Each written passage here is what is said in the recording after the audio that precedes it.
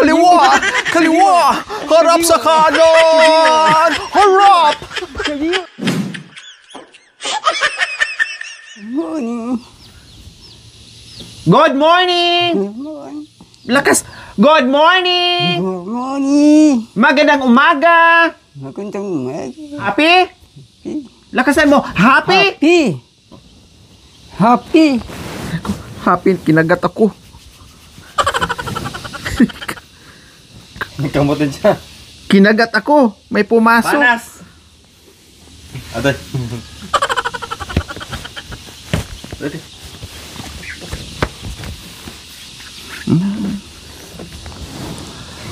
Yes, magandang umaga po sa ating lahat mga kababayan. Nakita naman natin kahapon. Nakita nyo naman po kahapon mga kababayan yung ginawa namin, di ba po? Diyos ko, buong kaldero ng buong barangay po mga kababayan ay inis-isa namin kahapon. Yung iba hindi po talaga kakayanin mga kababayan kasi sa sobrang tagal na panahon na nakasako. Nakita naman natin yung sako mga kababayan kung anong kulay, halos madurog na, no? Marupok na yung sako na pinaglagyan ng mga kaldero mga kababayan. Magkasama na yung malinis, masyadong mauling, yung iba naman walang hugas, no? Nagkakaroon na ng amag po mga kababayan. Sobrang gaspang, nakakatakot, nakakangilabot paghawakan po mga kabayan. Kaya sabi ko, Diyos ko, bago namin ito iakit sa taas, kailangan malinis muna para hindi manghawa ng amag dyan sa loob, no? At malinis na natin, no? So ngayon, mga kababayan, yung mga nilinis namin ng mga kaldero, no, kahapon na sobrang dami po mga kababayan, iakyat muna namin temporary po mga kababayan kasi kinulang yung nabili kong paglalagyan, no? Kinulang po mga kababayan, bibili ako bukas or next day po mga kababayan, no? Bibili ako ng lagayan na naman ng mga kaldero kasi sabi ko, wag na maghakot ng mga sako-sako dyan mga kabayan, no? Gusto ko puro may lagayan. At meron nga pong sponsor ng Dorabox para sa kanya mga damit po mga kabayan, pero bumili naman na ako ng container. Pero hindi balik, kung meron man magpadama, tuloy man, no, isa din po sa ating very generous sponsor na si Sir Benny. So sabi niya, okay madam, magpadala ako ng Dorabox, bilhan natin si Tatay Ronnie. Sabi ko, sige po, no? And then, pag nabili yon, tamang-tama, yung mga bagong bili din natin ng mga damit po mga kabayan, doon natin ilagay. Then, separate din po natin yung kanyang mga pang-bahay-bahay, pang-trabaho, and everything. So, ganyan po ang gagawin natin mga kabayan. So, yun po mga kabayan, no, yung nabili namin yung kulay black. Kasi, so, titinan natin kasi yung napili namin doon sa nabilhan namin, walang mga transparent, walang white. Puro dark po mga kabayan, no? Kaya, tamang-tama, buy one take one yung mga kabayan, tapos pinakamalaki na. So, pinatos ko na kaagad kasi sayang, nakalist din tayo ng medyo malaki-laki po mga kabayan. Kasi meron akong ganyan, more or less nasa 2,000 plus yan pag sobrang laki, no? Pag hindi sale, nasa mga 3,000 plus pa po mga kabayan. Isa, no? Conforme din po mga kabayan sa brand, no? So, ayan po mga kabayan, yung mga kaldero na nilinis namin kahapon ay puntahan natin kasi nga pinatuyo ko, sabi ko, wag mo nating iakyat dyan sa taas kaagad kasi nga magtutubig, masira yung paglalagyan natin. Kailangan ay patuyuin muna natin. Sana yung kaldero? Kaldero. Tuyo na. O, tara. Lipat natin dito ha. Kailangan kumain ka ng kumain kasi maraming natutuwa at maraming nakapansin sa'yo na tumaba ka. Kaya kain tama yung ginawa mo. Nakinig siya mga kabayan sa sinabi ko. Sabi ko, pag wala ako dito or nandito man ako, magluto ka tapos kain. O, tingnan nyo po mga kabayan, tuwing dating ko dito, may sinaing, may tuyo, kung ano yung mga ulam namin, tinitipid-tipid din yan, nandiyan pa. O, halos sunod-sunod po mga kabayan, napunta namin dito, may natitira sa mga pagkain niya. Tapos nagsasaing din po siya mga kabayan. Bali, isang saingan na lang po niya mga kababayan, no? Saing sa umaga, tanghali, hapunan na po niya mga kabayan. Nagsaing siya kanina pagdating namin. Kaya nakakatuwa. Kaya, pagdating sa kain, kain talaga ha. Pag wala ako dito, pag nandito ako, kain ka, magluto ka kasi may ulam ka naman. Tapos may talong kaming dala. Gagawin mo sa talong? Balasinas. Anong gagawin mo dito? Mala. Tuyo, kamatis. Iihaw. O, igisa. Sibuyas. Sibuyas. Oh, masarap yun. Hatiin nyo, wag nyo ubos. Halimbawa, ito lang kasi mag-isa ka lang naman. O ito muna, lutuin mo. Tapos bukas, ito na naman. O kundi 3 lutuan mo, ne. O, wag mong lutuin lahat para at least laging fresh yung ulam mo. Ha? O, masarap yan, bagong pitas. O, salamat ka doon kay Kuya Joel at saka kay Ate Cha. Salamat! Okay, sige. Iakyat na natin yung mga kaldero dyan kasi si Tatay Ronnie po mga kabayan. Napapansin ko sa kanya. Kaya pala tinali yung mga kagamitan niya. Kasi napansin natin tiwangwang yung bahay niya. Pero ngayon na meron ng bahay mga kabay, may ilang gamit dyan na pinasok na natin. Wala ng tali. No? Wala ng tali. No, pati nga drum, napansin ko mga kabayan, nilagay niya sa loob. Kasi, di ba, nilinis namin yun. Tapos,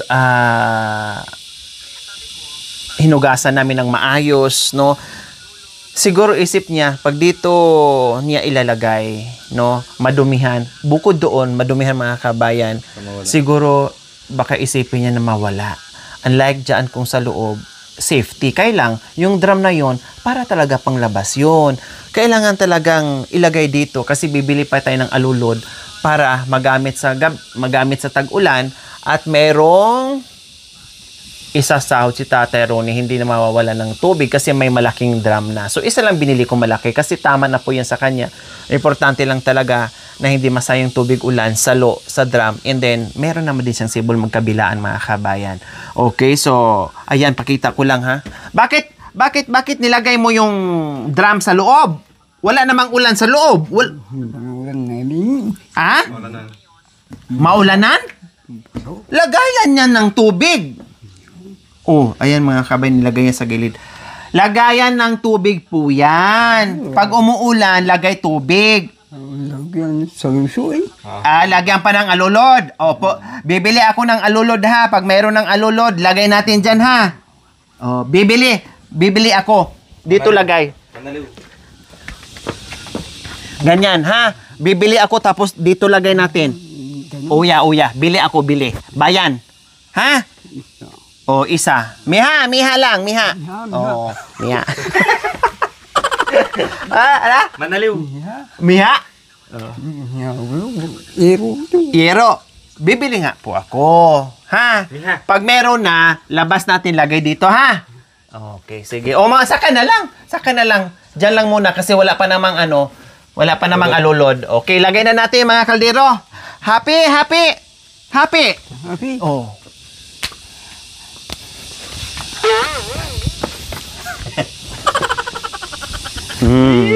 Kasing kulay pa, mga kababayan, yung sinuot niya, nagpalit talaga siya ng damit na sexy, mga kababayan, di ba?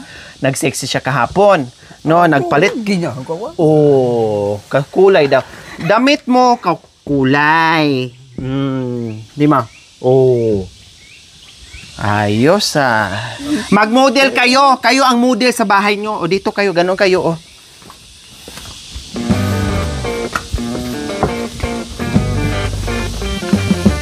Oh, ikaw ulit.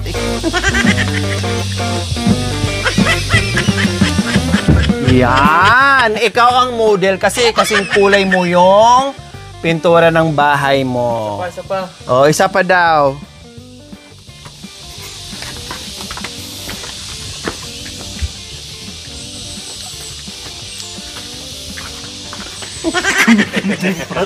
May kending pa rin.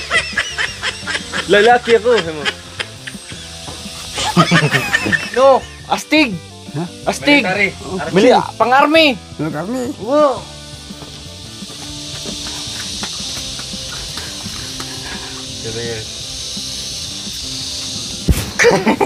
Hindi. Doon sa lubong kayo na astig.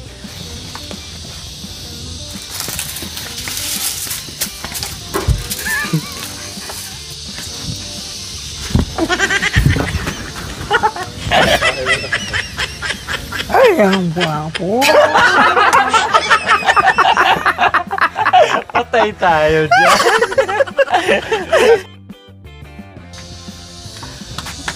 Wow po.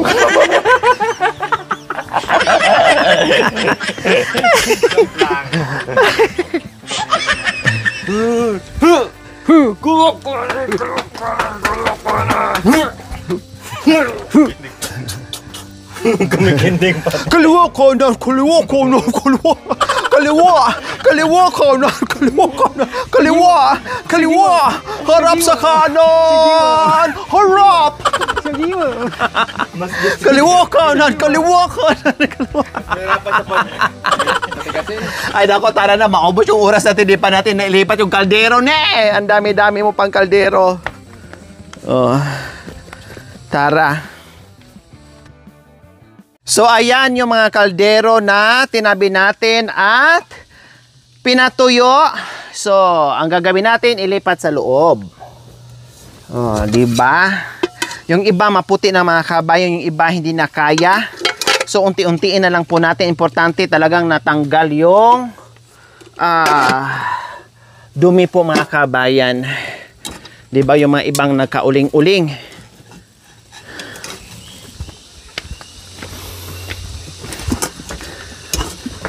So ayan, oras na para ilagay yung lagyan muna dyan. Mamaya na natin ano doon lagay ha. Hakutin muna natin dito.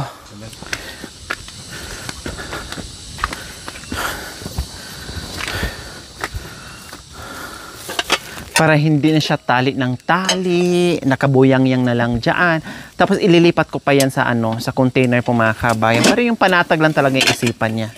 Kasi napansin ko bakit nung may bahay na, hindi na siya nagtatali, hindi na siya nakapadlock na lang. So kailangan lang talaga yung mga kabayan, gusto niya safe yung mga gamit niya. Kaya sabi ko baka may history, nawalan siya ng gamit. Kaya mula noon, nagiging masinop na siya. No?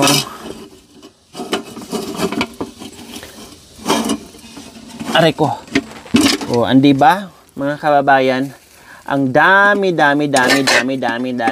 po talaga.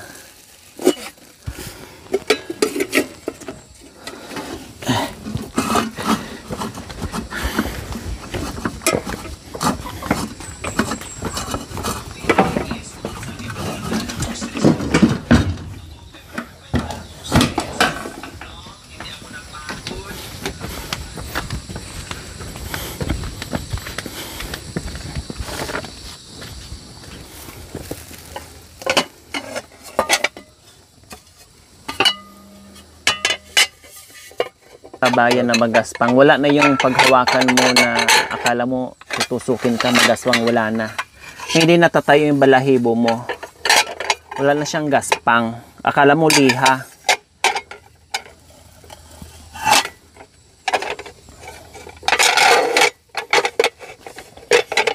At least malinis na lahat.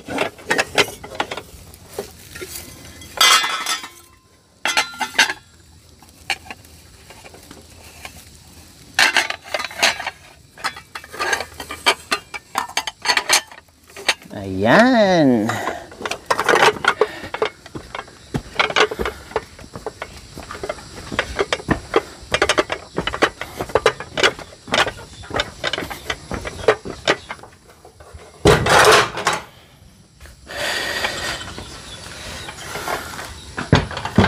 So ayan po mga kababayan, sa nais pong bumili ng kaldero, ayan, nag-sale po kami mga kababayan ha.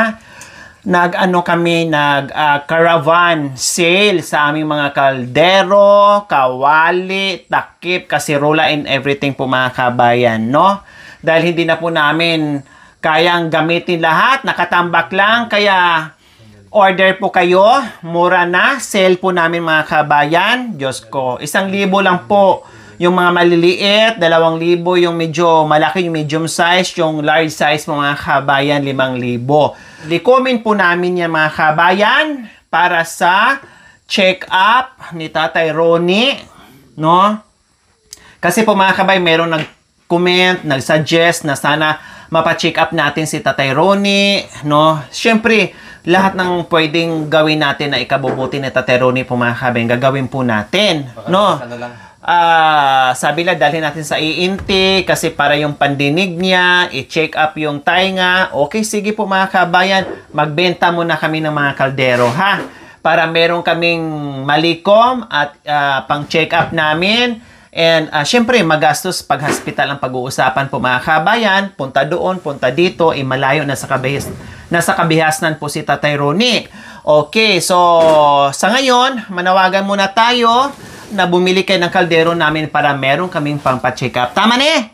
Kailangan mabenta natin lahat para mayroon tayong magpunta tayo sa bayan, pa-check up natin tayo nga mo ha, para makarinig ka ng maayos ne. Oh, so ayan po mga kabayan. Hindi na kayo. Mura. Ayos! Ayos. Mura! Mura. Matibay! Mapila. Mapilay! Mapilay po eh. Oh. Udo. Mura! Mura. Marami sila na. Matibay! Ay, patibay. Makapal! Nag-akyat yung kaldero. Oh. Okay, tara, ayusin na natin. Kapal! So, dito nga po mga kabayan, yung iba nilagay niya dito. Okay, sige lang, kasi linisin ko rin yan mga kabayan. Lagay natin dyan. No, so, ganyan muna. Ito yung purpose dito, mga lagayan. No, mag-ano na lang tayo. Bibili pa nga ako ng isang container box po mga kabayan para sa mga iba pang kagamitan. Para at least hindi lahat kalat doon, kalat dito. O di ba? Ang daming kaldero. Sa susunod maglagay ako ng kortina dito mga kabayan. Unti-unti lang. No, hinay-hinay lang. Kasi hindi natin yan kakayanin ng powers kapag biglain natin.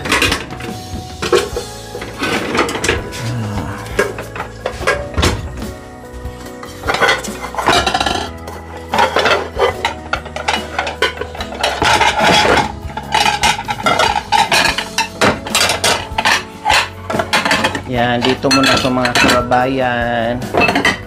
Diyan muna.